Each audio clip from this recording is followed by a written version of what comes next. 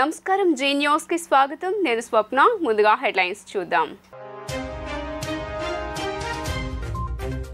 విశాఖలో YCP social media విభాగంతో CM Jaganmohan Reddy భేటీ పార్టీ విజయం కోసం కృషి చేయాలని పిలుపు 175కి 175 గెలుపు తథ్యమంటూ ధీమా వ్యక్తం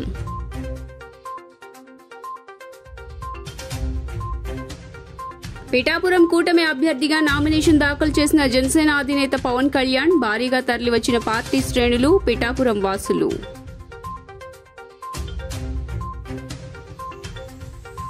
సీఎం జగన్ పై దాడి కేసులో నిందితుడు కస్టడీ కోరుతూ కోర్టులో పోలీసులు పిటిషన్ నిందితుడి తరపు న్యాయవాది సలీం కౌంటర్ దాఖలు ఇరువైపులా విచారణ విన్న న్యాయస్థానం రేపటికి తీర్పు రిజర్వ్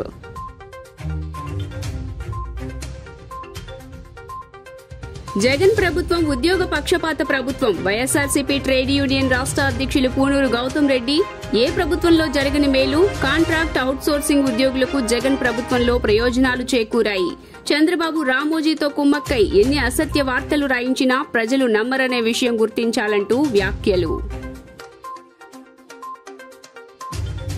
ఇక డీటెయిల్స్ చూస్తే రిజర్వేషన్లలో ఎస్సీ ఎస్టీలకు కోటా తగ్గించి ముస్లింలకు కేటాయించాలని కాంగ్రెస్ ప్రయత్నించిందన్నారు ప్రధాని మోదీ 2004లో కాంగ్రెస్ అధికారంలోకి రాగానే దళితులు వెనుకబడిన వర్గాలకు రిజర్వేషన్ తగ్గించి వాటిని ముస్లింలకు కేటాయించాలని భావించింది మొదట ఏపీలో ప్రయోగాత్మకంగా అమలు చేయాలని ప్రయత్నించి విఫలమైంది మళ్లీ 2011లో దేశవ్యాప్తంగా అమలు చేయాలని ప్రయత్నించింది అని రాజస్థాన్ పర్యటన సందర్భంగా పేర్కొన్నారు 2004 में जैसे ही कांग्रेस की केंद्र में सरकार बनी उसके सबसे पहले किए गए कामों में था सबसे पहला काम था चुनाव जीतने के बाद आंध्र प्रदेश में एससी एसटी के रिजर्वेशन में से कमी करके मुसलमानों को रिजर्वेशन देने का प्रयास ये एक पायलट प्रोजेक्ट था जिसे कांग्रेस पूरे देश में आजमाना चाहती थी 2004 से 2010 के बीच कांग्रेस ने 4 बार आंध्र प्रदेश में मुस्लिम रिजर्वेशन लागू करने की कोशिश की लेकिन कानूनी अड़चनों की वजह से सुप्रीम कोर्ट की जागरूकता के कारण वो अपने मंसूबा जो लेके चले थे वो पूरे नहीं कर पाए 2011 में कांग्रेस ने इसे देश में लागू करने की कोशिश की एससी एसटी को और ओबीसी को मिला हुआ अधिकार छीन करके वोट बैंक की राजनीति के लिए औरों को देने का खेल किया कांग्रेस ने इतने प्रयास ये जानते बूझते किए कि ये सब संविधान की मूल भावना के खिलाफ था మీ చేతిలో ఉన్న ఫోనే మీ ఆయుధమని పార్టీ విజయం కోసం కృషి చేయాలని వైసీపీ సోషల్ మీడియా కార్యకర్తలకు పిలుపునిచ్చారు వైసీపీ సోషల్ మీడియా వింగ్కు మీ జగనన్న ఎప్పుడూ అండగా ఉంటాడు అని స్పష్టం చేశారు ఏపీలో 175కి 175 అసెంబ్లీ స్థానాలు 25కి 25 ఎంపీ స్థానాల్లో గెలిచేది వైఎస్ఆర్ కాంగ్రెస్ పార్టీయేనని సీఎం జగన్ ధీమా వ్యక్తం చేశారు ఏపీ సీఎం జగన్ మేమంతా సిద్ధం బస్సు యాత్ర సందర్భంగా విశాఖ ఆనందపురంలో వైసీపీ సోషల్ మీడియా విభాగంతో భేటీ అయ్యారు ఈ సందర్భంగా ఆయన మాట్లాడుతూ వైసీపీ సోషల్ మీడియా వింగ్కు మీ జగనన్న ఎప్పుడూ అండగా ఉంటాడు అని స్పష్టం చేశారు అనంతరం తన నుదుటిపై గాయాన్ని చూపిస్తూ ఈ దెబ్బ ఇక్కడ తగిలింది అంటే ఇక్కడ తగలట్లేదు ఇక్కడ తగలలేదు అంటే ఆ దేవుడు మనతో ఇంకా పెద్ద స్క్రిప్ట్నే రాయించే పనిలో ఉన్నాడు అని అర్థం అని వివరించారు కాబట్టి భయపడాల్సిన పనిలేదని ఏపీలో 175కి 175 అసెంబ్లీ స్థానాలు 25కి 25 ఎంపీ స్థానాల్లో గెలిచేది వైఎస్ఆర్ కాంగ్రెస్ పార్టీయేనని సీఎం జగన్ ధీమా వ్యక్తం చేశారు ఒక్క సీటు కూడా ఎక్కడా తగ్గేందుకే వీల్లేదని అన్నారు మనం ఇవాళ చంద్రబాబు దత్తపుత్రుడి కుట్రలపై యుద్ధం చేస్తున్నాం 100 మంది చంద్రబాబులు వచ్చినా 100 మంది దత్తపుత్రులు వచ్చినా జాతీయ పార్టీలు ప్రత్యక్షంగా పరోక్షంగా వారికి మద్దతు పలికినా ఈ జగన్ భయపడ్డు అంటూ సీఎం జగన్ వ్యాఖ్యానించారు పైన ఆ దేవుడు కింద మీరంతా ఈ జగనన్నకు అండగా ఉన్నారు అని పేర్కొన్నారు ఈ రోజు ఇక్కడ మనమంతా కూడా ఏకమయ్యాం రాబోయే రోజుల్లో మరో 18 రోజుల్లో జరగబోతా ఉన్న ఎన్నికల కురుక్షేత్రంలో ఈరోజు మనమంతా కూడా క్రియాశీలకంగా పార్టిసిపేట్ చేసే కార్యక్రమంలో ఈరోజు అందరం కూడా షేర్ చేసుకునే విషయంలో ఈరోజు అందరం ఏకమయ్యాం. ఈరోజు నేను మీ అందరితో కూడా ఒకటే చెప్తా ఉన్నా, మనకు ఒక వైపున చూస్తే మనకు అటువైపు ఉన్న బలాలు మన దగ్గర లేవు. అటువైపు మనం యుద్ధం చేస్తూ ఉన్నది ఎవరితో అని చెప్పి చూస్తే ఇటువైపున కేవలం మీ జగన్ ఒకే ఒక్కడు ఇటువైపున కనిపిస్తాడు.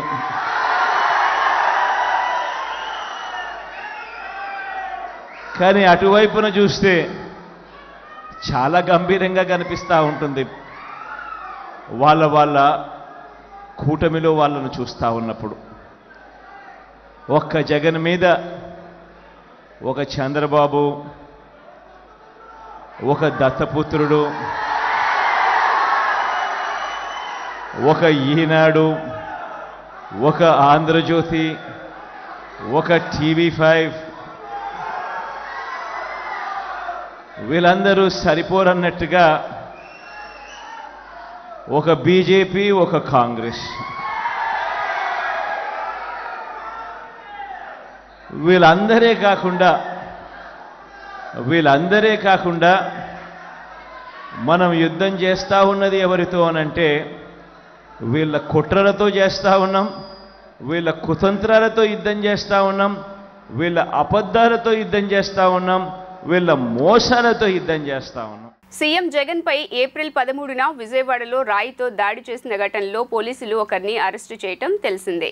ఈ నేపథ్యంలో నిందితుడిని కస్టడీకి కోరుతూ పోలీసులు విజయవాడ కోర్టులో పిటిషన్ వేశారు. ఈ పిటిషన్పై న్యాయస్థానం నేడు విచారణ చేపట్టింది. నిందితుడిని కస్టడీకి కోరుతూ పోలీసులు దాఖలు చేసిన పిటిషన్పై విచారణ ముగిసింది. నిందితుడి తరపు న్యాయవాది సలీం కౌంటర్ దాఖలు చేశారు. ఇరువైపులా వాదనలు విన్న న్యాయస్థానం పూర్తి తీర్పును రేపటికి రిజర్వ్ చేసింది. పిఠాపురం జనసేన అభ్యర్థిగా ఆ పార్టీ అధినేత పవన్ కళ్యాణ్ మంగళవారం నామినేషన్ దాఖలు చేశారు. పవన్ కళ్యాణ్ వెంట నాగబాబు, టీడీపీ నేత వర్మ తదితరులు ఉన్నారు. నామినేషన్ దాఖలుకు ముందు పవన్ కళ్యాణ్ భారీ ర్యాలీ నిర్వహించారు. చేబ్రోలులోని పవన్ నివాసం నుంచి గొల్లప్రోలు మీదుగా పిఠాపురం వరకు ర్యాలీ నిర్వహించారు. పవన్ నామినేషన్ ర్యాలీలో కూటమి నాయకులు, కార్యకర్తలు, నేతలు భారీగా పాల్గొన్నారు. పిఠాపురం పొదగయ్య సెంటర్ వరకు పవన్ ర్యాలీ కొనసాగింది. అనంతరం పవన్ కళ్యాణ్ నామినేషన్ సెట్లను ఆర్ఓకు అందజేశారు. పిఠాపురం అసెంబ్లీకి నామినేషన్ దాఖలు అనంతరం పవన్ కళ్యాణ్ కీలక వ్యాఖ్యలు చేశారు. త్యాగాల్లో భాగంగా మండపేట, రామచంద్రపురం, పెద్దాపురంతో పాటు 30-40 చోట్ల తమ అభ్యర్థుల్ని విత్డ్రా చేసుకుని సర్దుకోమని చెప్పానన్నారు. ప్రజల్లో బలమైన నాయకుడు మాజీ ఎమ్మెల్యే వర్మ తన కోసం సీటు త్యాగం చేశారని వర్మకు ప్రత్యేక కృతజ్ఞతలు తెలుపుతున్నామన్నారు. రాష్ట్ర ప్రయోజనాల కోసం త్యాగం చేశారంటూ పేర్కొన్నారు. కాకినాడ ఎంపీ అభ్యర్థి ఉదయ శ్రీనివాస్ను గెలిపిస్తే పార్లమెంట్లో గట్టిగా మాట్లాడతారంటూ పేర్కొన్నారు. ఎన్నికల కోసం కూటమి సభ్యులందరూ మనస్ఫూర్తిగా పనిచేస్తున్నారన్నారు. మీడియాకు అండగా ఉంటాం, మీడియా కష్టాల్లో పాలు పంచుకుంటాం అంటూ పవన్ భరోసానిచ్చారు. 1వ తారీఖున పింఛన్ ఇవ్వట్లేదంటే ప్రభుత్వ వైఫల్యమే, పింఛన్ల పంపిణీలో ప్రభుత్వం కుట్ర ఉందన్నారు. అసెంబ్లీ ఎన్నికల్లో ఎన్డీఏ కూటమి తెలుగుదేశం, జనసేన, బీజేపీ ఘన విజయం సాధించబోతుందని పవన్ జోస్యం చెప్పారు. రాష్ట్ర ప్రయోజనాల కోసం తగ్గి త్యాగాలు చేసి తెలుగుదేశం పార్టీ ఇబ్బందులు ఉన్నప్పుడు నిలబడి ముందుకెళ్ళాం. అదేవిధంగా చాలామంది బలమైన నాయకులు వారు కొంత త్యాగాలు తప్పలేదు. ఆ భాగంలోనే మాకు మండపేట, రామచంద్రాపురం చాలా ఒక 30-40 నియోజకవర్గాలు మా అభ్యర్థులు పెద్దాపురం లాంటి నియోజకవర్గంలో కూడా నేను విత్డ్రా చేయడం జరిగింది. అందరినీ సర్దుకోమని చెప్పాను. దాంట్లో భాగంగానే చాలా బలమైన ప్రజానాయకులు, ప్రజల్లో బలమైన అవగాహన ఉన్న ప్రజా సమస్యల మీద అలాంటి వ్యక్తి వర్మ గారు నా కోసం ఆయన సీట్ని త్యాగం చేశారు. మనస్ఫూర్తిగా వారికి ఈ సందర్భంగా వారికి నా ప్రత్యేక కృతజ్ఞతలు, నమస్కారాలు. ఈ త్యాగం రాష్ట్ర ప్రయోజనాలకే కానీ వ్యక్తిగత ప్రయోజనాలు దాటి చేస్తున్నాం అది. సో మనస్ఫూర్తిగా వారికి కూడా భవిష్యత్తులో ఉన్నత స్థానాలని అధిరోహించాలని దానికి నా కృషి ఉంటుందని కూడా తెలియజేసుకుంటా ఉన్నాను. అలాగే జనసేన కాకినాడ పార్లమెంట్ పరిధిలో పిఠాపురం కూడా దాని తంగెళ్ళ ఉదయ్ శ్రీనివాస్ టీ టైం అధ్యక్షులుగా, మన టీ టైం వ్యవస్థాపకుడిగా పేరున్నాయి. దాదాపు 25,000 మంది పైకి ఆయన ఉద్యోగాలు ఇచ్చారు. సో అలాగే దేశం నలుమూలల ఆయన టీ టైం చూడొచ్చు. కాకినాడ పార్లమెంట్కి వెళ్తే ఖచ్చితంగా అది ఉపాధి అవకాశాలు కానీ మనకు కావాల్సిన ఓఎన్జీసీ వల్ల జరుగుతున్న కాలుష్యాలు కానీ ఇవన్నీ చట్టసభ మన పార్లమెంట్లో బలంగా మాట్లాడగలిగే గళం. ఒక్క తెలుగే కాదు, ఆంగ్ల భాషల్లోనూ హిందీ తమిళ్లో కూడా నిష్ణాతుడు. వైఎస్ఆర్సీపీ ప్రభుత్వం ఉద్యోగుల పక్షపాత ప్రభుత్వమని చంద్రబాబు ఉద్యోగులను ఎంతగా రెచ్చగొట్టినా వారు నమ్మే పరిస్థితి లేదని పార్టీ ట్రేడ్ యూనియన్ రాష్ట్ర అధ్యక్షులు పూనూరు గౌతమ్ రెడ్డి తెలియజేశారు. జగన్ ఆటో డ్రైవర్లు, చేనేత కార్మికులు, మత్స్యకారులు ఇలా ఎంతో మందికి భరోసా కల్పిస్తూ ఆర్థికంగా ఆదుకునేలా వాహన మిత్ర, మత్స్యకార నేస్తం వంటి వాటిని అమలు చేస్తున్న విషయం అందరికీ తెలుసునన్నారు. చంద్రబాబు ఓటే పాశుపతాస్త్రం అంటూ పెద్ద పెద్ద మాటలు మాట్లాడుతున్నారని అన్నారు. పార్టీ కేంద్ర కార్యాలయంలో మీడియాతో మాట్లాడుతూ కాంట్రాక్ట్ ఉద్యోగులను పర్మనెంట్ చేయడంతో వారి కుటుంబాలు ఎంతో సంతోషం వ్యక్తం చేస్తుండగా ఆ విషయంపై అసత్యాలు వండి వార్చడమే కాకుండా వాటిని తెలుగుదేశం పార్టీ సోషల్ మీడియాలోనూ సభలలో దుష్ప్రచారం చేయడం పట్ల గౌతమ్ రెడ్డి మండిపడ్డారు. కళ్ళబుల్లి కబుర్లు, అసత్యాలతో చంద్రబాబు మెప్పు కోసం రామోజీరావు ఉద్యోగులను మోసం చేశారంటూ జగన్పై రాస్తున్నారని ఆగ్రహం వ్యక్తం చేశారు. 2014-2019 మధ్య అవుట్సోర్సింగ్ అనేవారు లేరు, కేవలం 5-6 వేల మంది మాత్రమే ఉన్నారని చంద్రబాబు అసెంబ్లీ సాక్షిగా మాట్లాడారని అన్నారు. జగన్ డిమాండ్ చేస్తే ఓ కమిటీ వేసి చేతులు దులుపుకున్నారని అన్నారు. జగన్ అధికారంలోకి వచ్చాక కార్మికులకు భద్రత కలిగిందన్నారు. ఉద్యోగ సంఘాలన్నింటినీ సమావేశపరిచి మంత్రివర్గ ఉపసంఘంతో చర్చలు జరిపిన మీదట ఆయా సంఘాలు అంగీకరించిన విధంగా ఓ కట్ ఆఫ్ డేట్ పెట్టి ఆలోపు కాంట్రాక్ట్లో నిబంధనలు పూర్తి చేసినా అందరినీ పర్మనెంట్ చేస్తామని ప్రకటించడం జరిగిందన్నారు. ఆ ప్రాసెస్లో ఇప్పటికీ దాదాపు 50% మందికి పర్మనెంట్ చేయడం పూర్తి అయిందన్నారు. మిగిలిన పోస్టులు అంటే కోర్టు ఇబ్బందులు లేకుండా రోస్టర్ ప్రకారం భర్తీ చేసిన తదితర అంశాలను దృష్టిలో ఉంచుకొని పర్మనెంట్ ప్రాసెస్ జరుగుతోందని అన్నారు. వాస్తవం ఇలా ఉంటే కాంట్రాక్ట్ ఉద్యోగాలు 50,000 భర్తీ చేస్తామన్నారని చెప్పి ఆ తర్వాత 10,000 ఉద్యోగాలకు పరిమితం చేసి సరిగ్గా చేయడం లేదంటూ అసత్యాలు ప్రచారం చేస్తున్నారని పునరుద్ఘాటించారు. అవుట్సోర్సింగ్ కార్పొరేషన్ ఏర్పాటు చేయడం, ఉద్యోగులకు భద్రత కల్పించడం, ఆర్టీసీని ప్రభుత్వంలో విలీనం చేశారు. ఆర్టీసీ ఉద్యోగులను ప్రభుత్వ ఉద్యోగులుగా మార్చారు. వేతనాలు, జీతాలు పెంచుతూ అనేక ప్రయోజనాలు కల్పించారు. వీటన్నిటి ద్వారా ఉద్యోగులు హృదయాలలో జగన్ గారు నిలిచిపోయారు. చంద్రబాబును ఉద్యోగులే కాదు, కాంట్రాక్ట్ అవుట్సోర్సింగ్ కార్మికులు కూడా నమ్మే పరిస్థితి లేదన్నారు. ఎవరైతే నియమ నిబంధనలకు అనుగుణంగా ఉండేటువంటి ఉద్యోగస్తులు ఎవరైతే ఉన్నారో, కాంట్రాక్ట్ లేబర్ ఉన్నారో వారందరినీ కూడా పర్మనెంట్ చేస్తామని తీసుకోవడం జరిగింది. ఉద్యోగ సంఘాలు కూర్చోబెట్టిన సంగతి మీకు తెలీదా?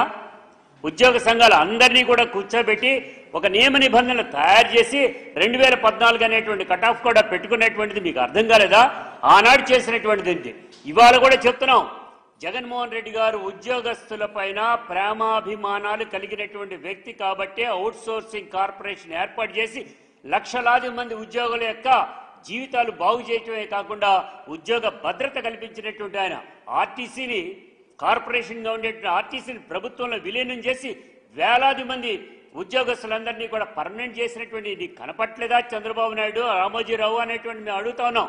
ఇదే కాదండి, ఇవాళ దీనిలో కూడా మీరందరూ కూడా తెలిసినటువంటి విషయం, ఈ ఉద్యోగ సంఘాలన్నీ కూర్చుని నియమ నిబంధనలు తయారు చేశారు.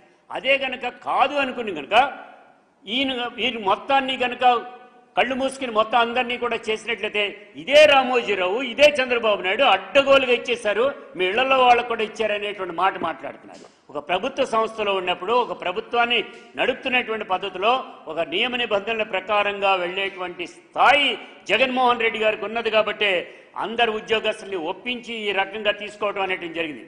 ఇంకొక చిన్న విషయం చెప్పాలి. ఎస్సీ ఎస్టీ ఉద్యోగస్తులకు సంబంధించినంత వరకు ఆయన మాట్లాడతాడు, వారి ఉద్యోగాలు తప్ప తతిమాయి పర్మనెంట్ చేస్తా ఉన్నారు. కానీ అంటే ఏంటి దాని అర్థం? అంటే ఎస్సీ ఎస్టీ ఉద్యోగస్తులకి ఎవరైతే ఉద్యోగస్తుల పేరు మీద అనౌన్స్మెంట్ జరిగిందో వాటిల్లో కూడా అందరినీ కూడా నియామకం చేయాలనేటువంటి మాట మాట్లాడుతూ ఉన్నాడు ఈ రామోజీరావు గారు, చంద్రబాబు నాయుడు. అయ్యా చంద్రబాబు నాయుడు, 2019లో లాగిపెట్టి కొడితే వెళ్ళి బంగాళాఖాతంలో పడ్డావు 23తో సెట్ అయిపోయి. కానీ ఇవాళ మళ్ళా నువ్వు మళ్ళీ పాతుపశాస్త్రం అంటున్నావు. అసలు భస్మాసుర హస్తాన్ని నువ్వు నెత్తి మీద పెట్టుకున్నావు. 3 పార్టీలు 4 పార్టీలు అన్నీ కలిసికట్టుగా వస్తున్నాయి. మీ అంతటికి మీరు సఖ్యతగా ఉండి తేలితే సరిపోతుంది. బత్తాకాయ అంట తొంది మొత్తం తొక్కదీస్తే తెలుస్తుందట, ఏ తొనక ఆ తొన విడిపోతుంది. కలిసి ఉండే పరిస్థితి మీకు ఉండదు. ఇప్పటికే ఈస్ట్ వెస్ట్ గోదావరిలోనే మనకు అర్థమవుతోంది. జగన్ ప్రభంజనం కనపడుతూ ఉంది. రాబోయే రోజుల్లో జగనే ముఖ్యమంత్రి అయ్యి తీరుతారని కూడా ఈ సందర్భంగా కూడా తెలియజేస్తా ఉన్నా. సినీ నటుడు హిందూపురం టీడీపీ ఎమ్మెల్యే అభ్యర్థి నందమూరి బాలకృష్ణ ప్రచారంలో దూసుకుపోతున్నారు. తనదైన శైలిలో డైలాగులు చెబుతూ కార్యకర్తల్లో జోష్ నింపుతున్నారు. ఇవాళ శ్రీ సత్యసాయి జిల్లా లేపాక్షిలో జరిగిన ఎన్నికల ప్రచారంలో ఆయన డప్పు కొట్టి దరువేశారు. టీడీపీ పెట్టిన పథకాలన్నింటినీ సీఎం జగన్ రద్దు చేశారని బాలకృష్ణ ఆరోపించారు. ఎన్డీఏ కూటమి అధికారంలోకి రాగానే దళితులకు 2 ఎకరాల భూమి ఇస్తామని ప్రకటించారు.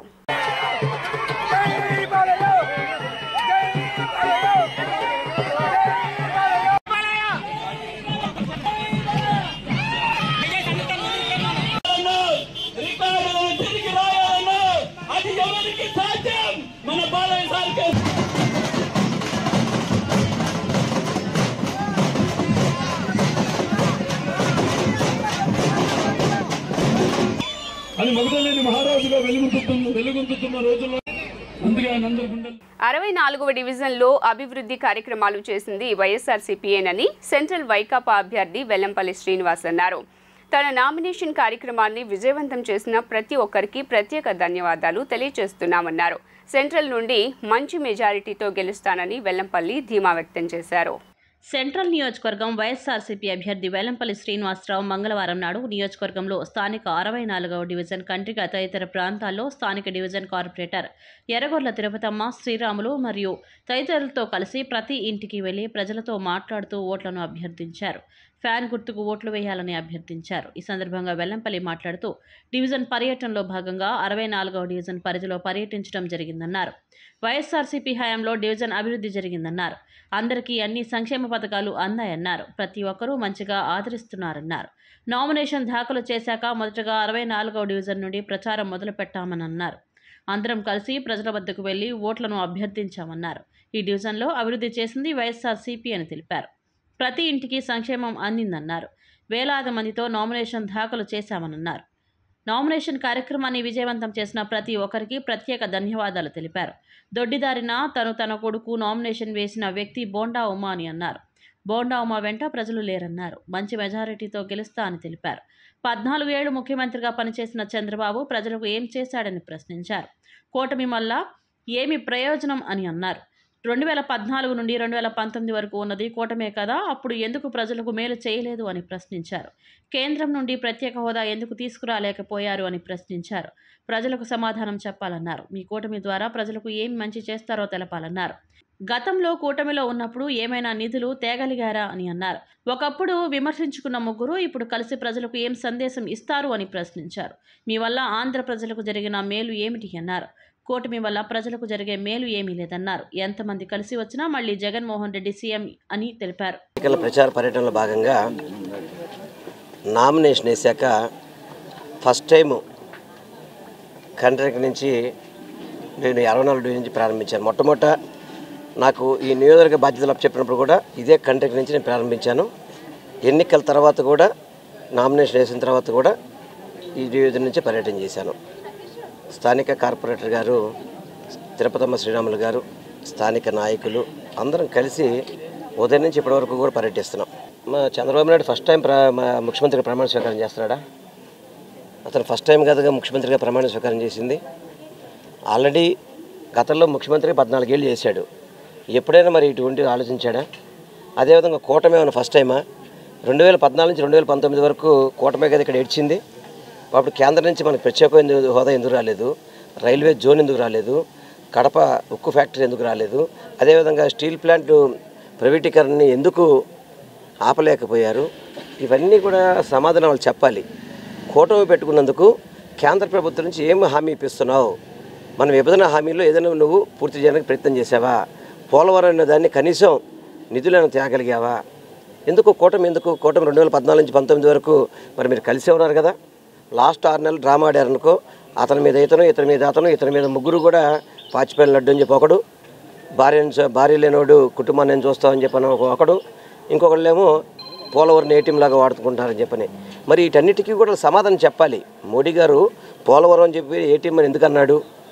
మరి జగన్మోహన్ రెడ్డి గారు ఇంట్లో భార్య లేనివాడికి ఏం పని అని చెప్పని ఆయన అన్నాడు. మరి ఆయన ఏం సమాధానం చెప్తున్నారు మోడీ గారితో కలిసి? ఈరోజు 64వ డివిజన్లో ఎన్నికల ప్రచారంలో భాగంగా మన ఎమ్మెల్యే గారు వెల్లంపల్లి శ్రీనివాసరావు గారు, మా తోటి కార్పొరేటర్లు, వివిధ హోదాలో ఉన్న చైర్మన్లు, పార్టీ కార్యకర్తలు, కేడర్ మొత్తం ఉదయం 7 గంటల నుంచి ఇప్పటి వరకు చిన్న కాలనీలో తిరగటం జరిగింది.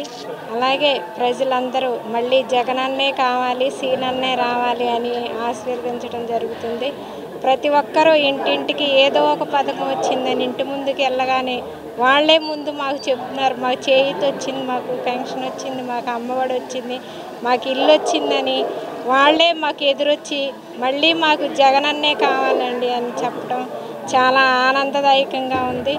ఈ కార్యక్రమంలో పార్టీ నాయకులు అందరూ, మీడియా మిత్రులు అందరూ పాల్గొని ఇంత పార్టీని జయప్రదం చేసినందుకు ఈ గడప గడపకి అందరికీ ధన్యవాదాలు తెలియజేస్తాను. తాను ఏ కులానికి ఏ మతానికి చెందిన వ్యక్తిని కాదని, తాను మానవతావాదినని పశ్చిమ నియోజకవర్గ బీజేపీ అభ్యర్థి సుజనా చౌదరి పేర్కొన్నారు.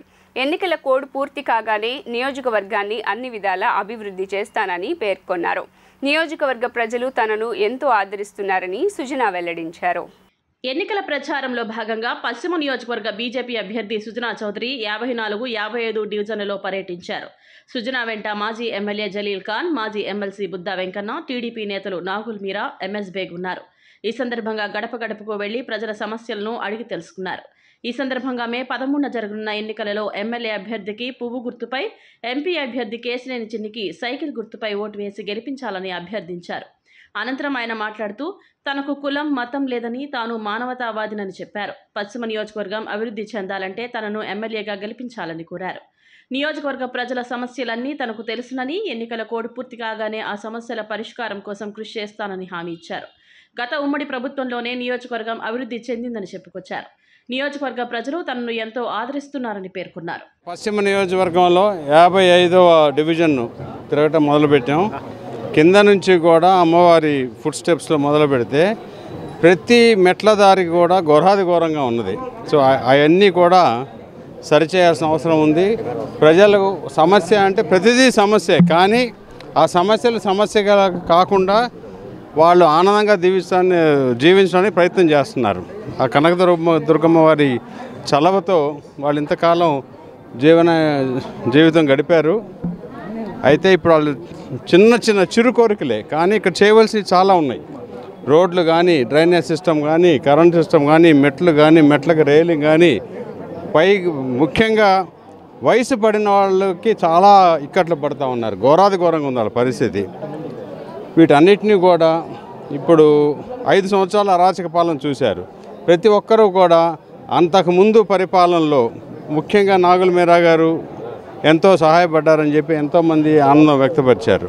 ఒక నాయకుడు అంటే అట్లా ఉండాలి, నాయకుడికి సమర్థత సామర్థ్యం ఉండాలి, ప్రజాసేవలో నిమగ్నమై ఉండాలి అని వాళ్ళు ఎంతో ప్రేమగా చెప్పుకున్నారు. కాబట్టి నేను కూడా సంతోషంగా ఈ నియోజకవర్గంలో ప్రతి డివిజన్ని నా సొంత ఇల్లులాగా చూసుకొని వీలైనన్ని సదుపాయాలు కల్పించే పనిగా నేను పనిచేస్తానని మనవి చేస్తున్నాను. 55 డివిజన్లో కొండ ప్రాంతంలో పర్యటించాం. నిజంగా ప్రజలు బ్రహ్మరథం పట్టారు. వాళ్ళు ఒకటే మాట అంటున్నారు, మోసపోయాం, ఇంకోసారి మోసపోం, ఈసారి ఖచ్చితంగా సుజనా చౌదరి గారిని గెలిపించుకుంటాం, కేశినేని చిన్ని గారిని గెలిపించుకుంటామని ముక్త కంఠంతో ఏకగ్రీవంగా చెప్పారు. ఈ కొండ ప్రాంత ప్రజలకి ఆ రోజు కమ్యూనిటీలు కట్టించిన బీజేపీ తెలుగుదేశం అలయన్స్లోనే కట్టించాం. 99, 2004 మధ్యలో ఎన్డీఏ గవర్నమెంట్ ఉంది, అప్పుడే కట్టాం.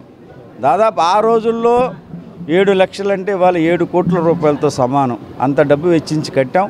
అట్లాగే పైన అమ్మవారి గుడికి వాళ్ళు సహాయం అడిగారు. ఖచ్చితంగా చౌదరి గారు దీన్ని పూర్తిగా ఏమి చేయాలో అది నేను ఎంత ఖర్చైనా ఎలక్షన్ తర్వాత ఎలక్షన్ అవగానే చేస్తానని అన్నారు. ఇక్కడ కూడా మరి వడ్డా పోలవరమ్మదేవి మరి ఈ ప్రాంత ప్రజలకు చాలా దగ్గరగా కొలుసుకునేటువంటి అమ్మవారు.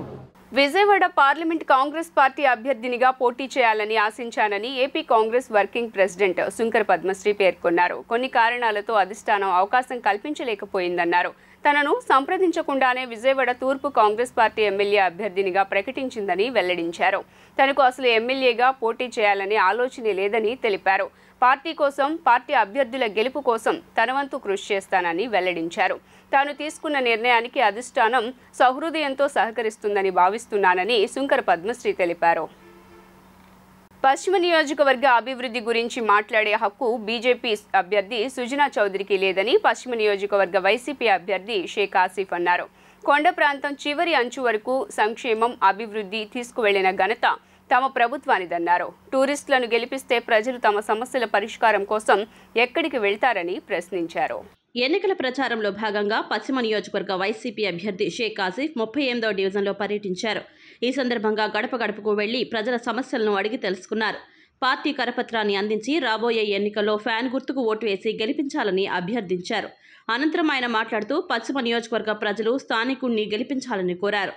అలా కాకుండా టూరిస్టు వ్యక్తులను గెలిపిస్తే ఏదైనా సమస్య వస్తే ప్రజలు ఎక్కడికి వెళ్తారని ప్రశ్నించారు. కొండ చివర అంచు వరకు అభివృద్ధి చేసిన ఘనత వైసీపీ ప్రభుత్వానిదని అన్నారు. నియోజకవర్గంలో లేని వ్యక్తి సుజనా చౌదరి అని, అలాంటి వ్యక్తికి స్థానిక సమస్యలు ఎలా తెలుస్తాయని ప్రశ్నించారు. సుజనా చౌదరికి దమ్ముంటే తనతో పాటు కొండ ప్రాంతాలకు రావాలని, తమ ప్రభుత్వం చేసిన సంక్షేమం, అభివృద్ధి చూపిస్తామని, మీరు గత ఉమ్మడి ప్రభుత్వం చేసిన అభివృద్ధిని చూపాలని సవాల్ విసిరారు. గడప గడప కార్యక్రమంలో పాల్గొని ప్రతి గడపకు వెళ్ళి ఏదైతే సమస్యలు ఉన్నాయో సమస్యలను పరిష్కరిస్తున్నాం. కొండ పై ప్రాంతాన కూడా వెళ్ళి అమ్మ మీకు పథకాలు వస్తున్నాయా, మీకు సంక్షేమ పథకాలు వస్తున్నాయా, మీకు అన్ని సౌకర్యాలు కరెక్ట్గానే ఉన్నాయా అని చెప్తే వాళ్లే స్వచ్ఛందంగా ముందుకొచ్చి బ్రహ్మరథం పడుతున్నారు.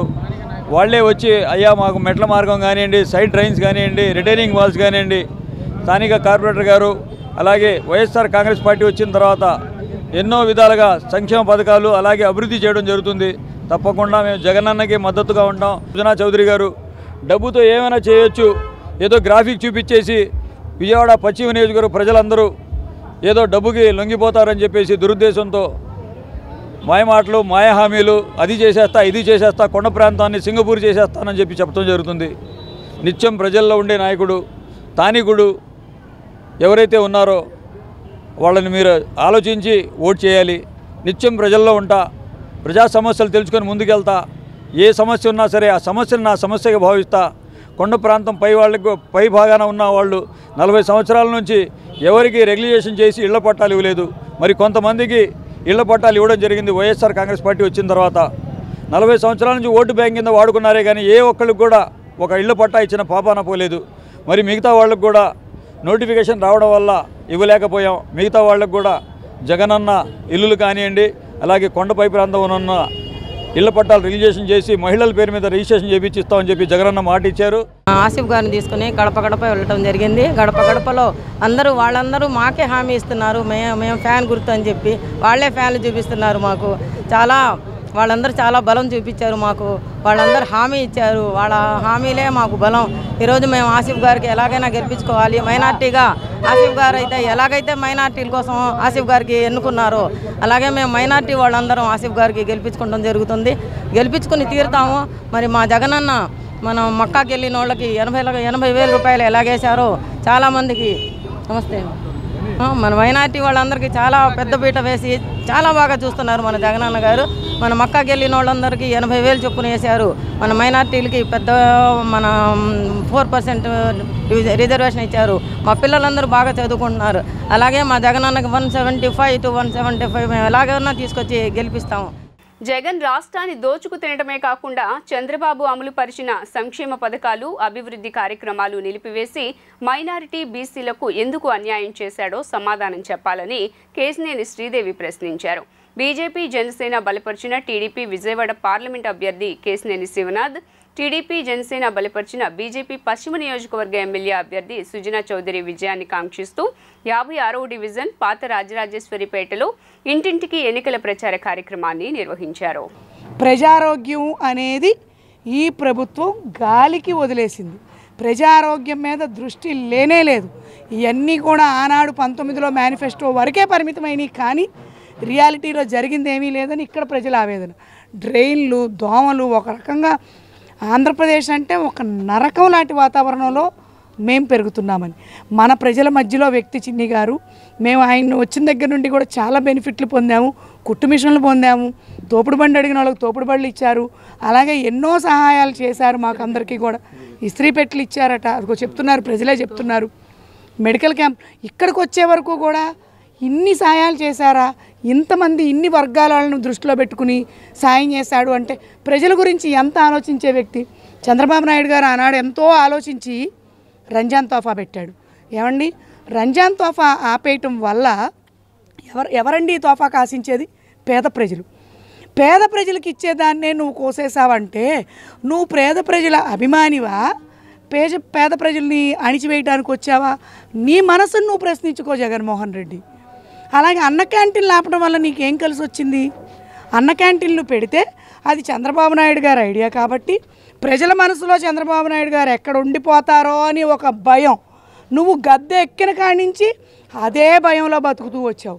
అదే భయంలో బతుకుతూ ఆయన చేసిన పనులన్నీ కాలరాస్తూ వచ్చావు. కానీ ఇక్కడ నువ్వు ఒక్కటి గుర్తుపెట్టుకో, కక్ష అనేది నువ్వు వ్యక్తిగతంగా చూసుకో. కానీ నువ్వు ఇక్కడ ఎవరి మీద చూపించావు నీ కక్ష? పేద ప్రజల మీద చూపించావు. పేద ప్రజలు వారికి అందే అన్నాన్ని నోటికాడి నుంచి తీసేసావు. వాళ్ళకి అందే రంజాన్ తోఫాని నువ్వు నోటి దగ్గర నుంచి తీసేసావు.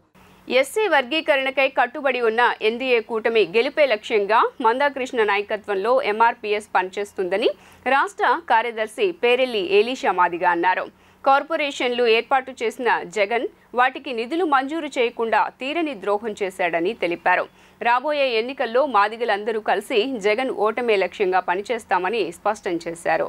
విజయవాడలో నిర్వహించిన ఉమ్మడి కృష్ణా జిల్లా ఎంఆర్పీఎస్ మీడియా సమావేశంలో మాట్లాడుతూ దశాబ్దాలుగా ఎస్సీ వర్గీకరణ కోసం పోరాటం చేస్తున్న మందకృష్ణ మాదిగ నేతృత్వంలో రాష్ట్ర వ్యాప్తంగా ఎన్డీఏ కూటమి గెలుపు కోసం ప్రచార కార్యక్రమాలు చేపడతామన్నారు. ఏప్రిల్ 30వ తేదీన విజయవాడలో మందకృష్ణ మాదిగ ఆధ్వర్యంలో ఉమ్మడి కృష్ణా జిల్లా సదస్సు నిర్వహిస్తున్నామన్నారు. వైకాపా ప్రభుత్వం కార్పొరేషన్లను ఏర్పాటు చేసి నిధులు మంజూరు చేయకుండా మాదిగలకు తీరని అన్యాయం చేసిందన్నారు. ముఖ్యమంత్రి జగన్మోహన్ రెడ్డి వర్గీకరణ కోసం సుప్రీంకోర్టులో రాష్ట్రం తరపున కనీసం న్యాయవాదులు కూడా నియమించలేదని మండిపడ్డారు. ఎన్డీఏ కూటమి గెలుపు, జగన్మోహన్ రెడ్డి ఓటమి లక్ష్యంగా పనిచేస్తామన్నారు. మాన్య శ్రీ మందకృష్ణ మాదిగ గారి నాయకత్వంలో ఎంఆర్పీఎస్ రాష్ట్ర ప్రధాన కార్యదర్శిగా పనిచేస్తున్నాను. ఈరోజు జరుగుతున్నటువంటి ఉమ్మడి కృష్ణా జిల్లా సమావేశానికి ఇచ్చేసినటువంటి మీడియా మిత్రులందరికీ కూడా సామాజిక నమస్కారాలు.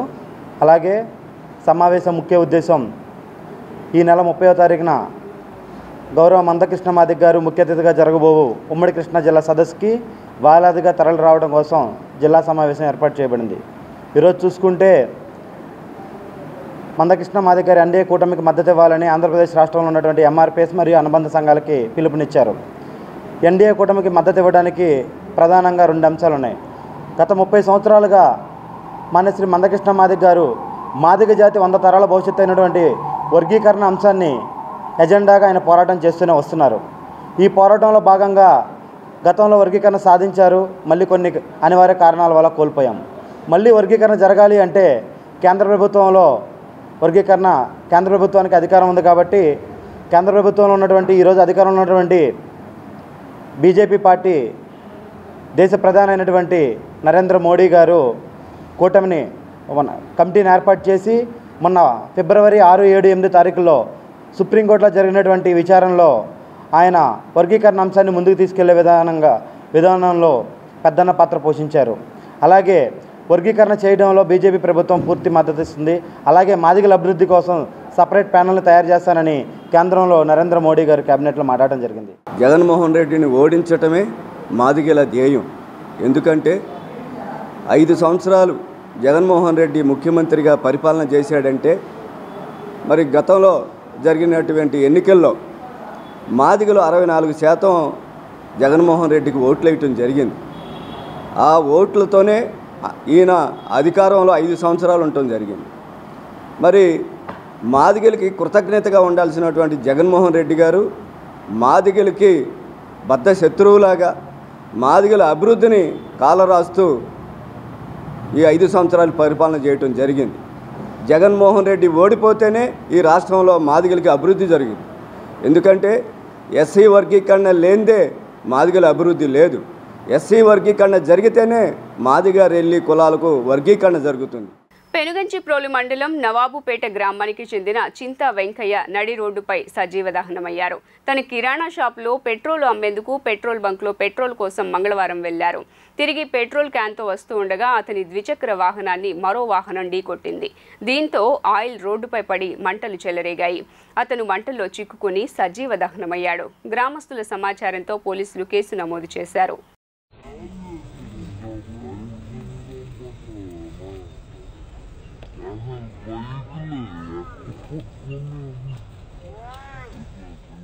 ముస్లిం మైనారిటీలను మోసం చేసిన ప్రభుత్వం వైసీపీదని జనసేన నాయకులు రజనీ ఆరోపించారు. ఉమ్మడి ప్రభుత్వం అధికారంలోకి వస్తే ఎక్కువగా అభివృద్ధి చెందే నియోజకవర్గం పశ్చిమ నియోజకవర్గం అని వెల్లడించారు. భవానీపురంలోని బీజేపీ కార్యాలయంలో ఏర్పాటు చేసిన విలేకరుల సమావేశంలో ఆమె మాట్లాడుతూ విశాఖలో భూమి రేట్లు పెంచుకునేందుకే సీఎం జగన్ 3 రాజధానులు అంటున్నారని ధ్వజమెత్తారు. అమరావతి రాజధాని ద్వారానే అన్ని ప్రాంతాల అభివృద్ధి సాధ్యమని అన్నారు. విజయవాడ పశ్చిమ నియోజకవర్గం అభివృద్ధి కావాలన్నా, కొండ ప్రాంత వాసులకు సింగపూర్ తరహా అభివృద్ధి కావాలన్నా సుజనా చౌదరిని గెలిపించాలని కోరారు. అభివృద్ధి చేసే సుజనాను గెలిపించుకోవాలని పిలుపునిచ్చారు.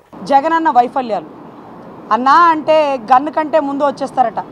మరి గన్ను వస్తే ఏం ఉపయోగం అండి? రావాల్సింది బుల్లెట్ కదా. ఆ మాదిరిగా బుల్లెట్ రాకపోవడం, ఇక్కడ పథకాలు పండలేదండి.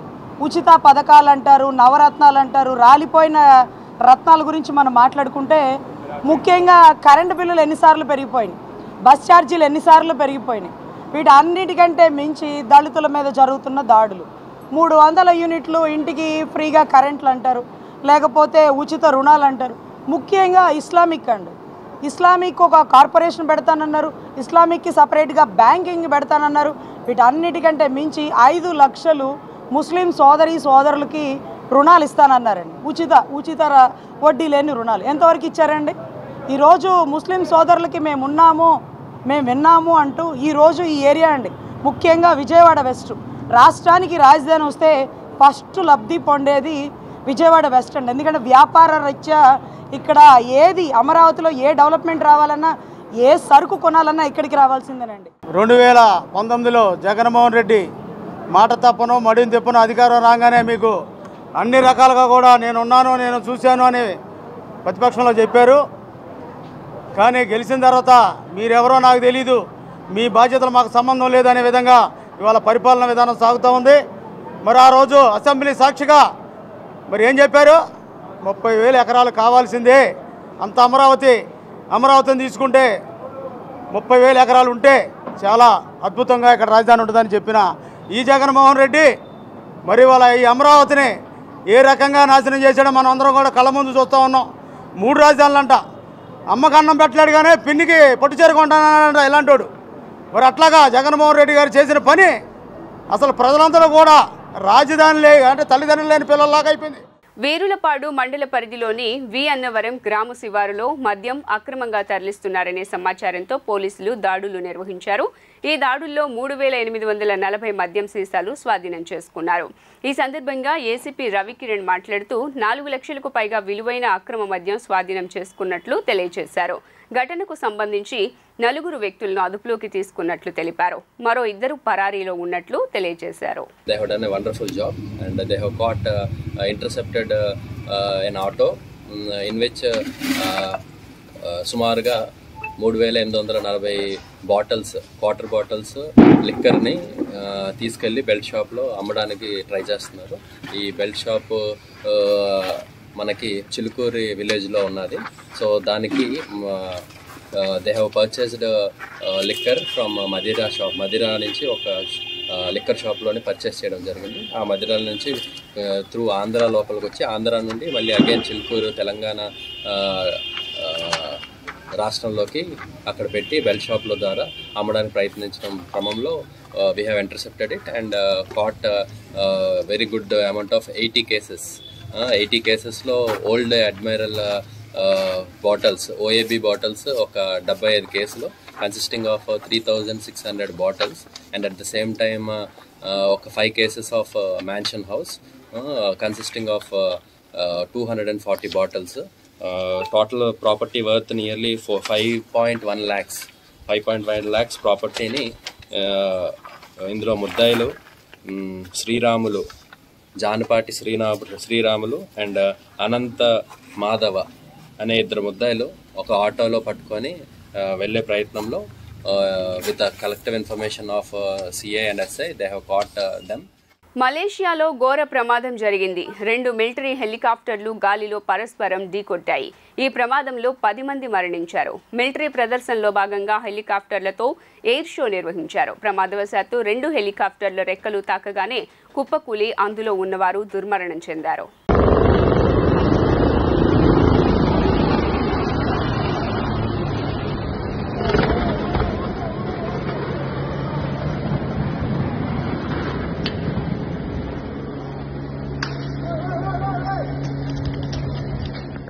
వార్తలు ముగించే ముందు హెడ్లైన్స్ మరోసారి. విశాఖలో వైసీపీ సోషల్ మీడియా విభాగంతో సీఎం జగన్మోహన్ రెడ్డి భేటీ. పార్టీ విజయం కోసం కృషి చేయాలని పిలుపు. 175కి 175 గెలుపు తథ్యమంటూ ధీమా వ్యక్తం.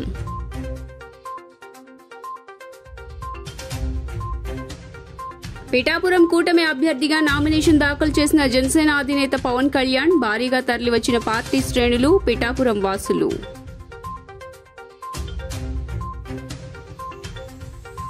సీఎం జగన్ పై దాడి కేసులో నిందితుడు కస్టడీ కోరుతూ కోర్టులో పోలీసులు పిటిషన్. నిందితుడి తరపు న్యాయవాది సలీం కౌంటర్ దాఖలు. ఇరువైపులా విచారణ విన్న న్యాయస్థానం రేపటికి తీర్పు రిజర్వ్.